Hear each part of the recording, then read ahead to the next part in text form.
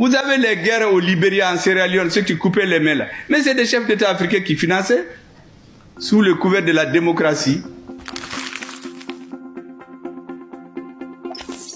Vous avez écouté Assimi Goïta? Il dit que c'est on l'a téléphoné de l'extérieur pour lui dire, hey, on va te nommer un président, un premier ministre, un président de l'Assemblée. Il dit, ah bon?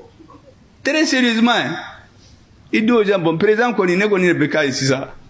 Maintenant, le reste, là, on verra. Le président du Niger, il nous dit que le jour où il y avait la crise au Niger, il y a un pays européen qui a voulu les appeler pour intervenir. Est-ce que vous savez que c'est le président français qui a appelé le monsieur? Il dit, mais le Niger, là, c'est pas pour vous. Il ne faut pas parler avec le Niger, c'est pour la France.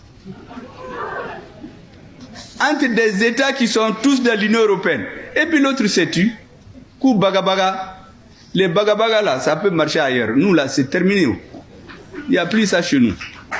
Bon, quand dans un État, vous savez que les militaires là, ils sont tellement discrets. Notre président n'a pas donné les noms des 4 personnes là qui devaient être président, premier ministre. Ils sont là, moi je les connais pratiquement. Il ne m'a pas dit, mais je les connais. Parce qu'en réalité, ils ont leurs gens ici. Le Niger aussi n'a pas dit le nom du pays, mais je connais le pays. Mais vous imaginez, nous étions des choses de quelqu'un. Ce n'était pas des pays, hein, c'est leurs choses. Même quand vous voulez parler avec nous, ils vous disent que vous ne pouvez pas. Vous savez que moi j'ai été dans une mission à l'extérieur, dans un pays. Vous savez ce qu'ils m'ont dit? Il y a un prince que j'ai rencontré. Je lui ai dit que tu sais, nous, moi je suis venu chez vous, sinon dans notre population on pense que vous êtes les amis des Français.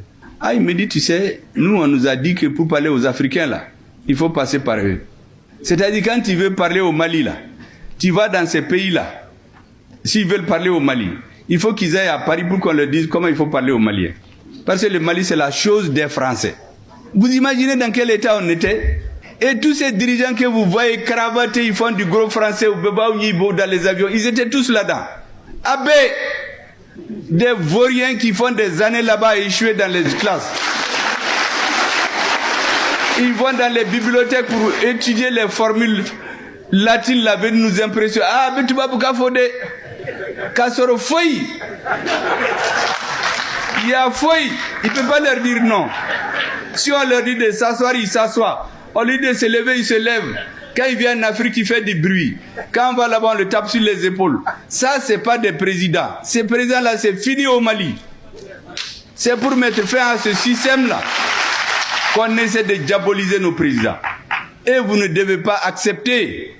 Si ces présidents, par l'âge, par décision personnelle, ne sont pas là demain, le flambeau, vous devez le tenir. Les jeunes, les filles, une nouvelle race d'hommes politiques pour libérer l'Afrique définitivement.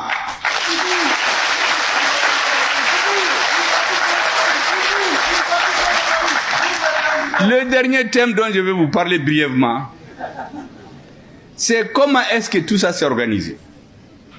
La camisole là, vous croyez que c'est venu comme ça? C'est de longue date. De très longue date. Je vais vous faire un rappel.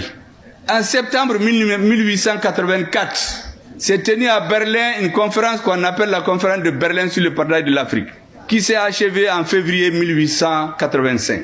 Ils avaient 2 résolutions. La première, en Afrique, il y a 2 grands fleuves. Un s'appelle le Niger, l'autre s'appelle le Congo. Il faut qu'on aille les aider à régulariser la circulation sur ces fleuves. Première conclusion.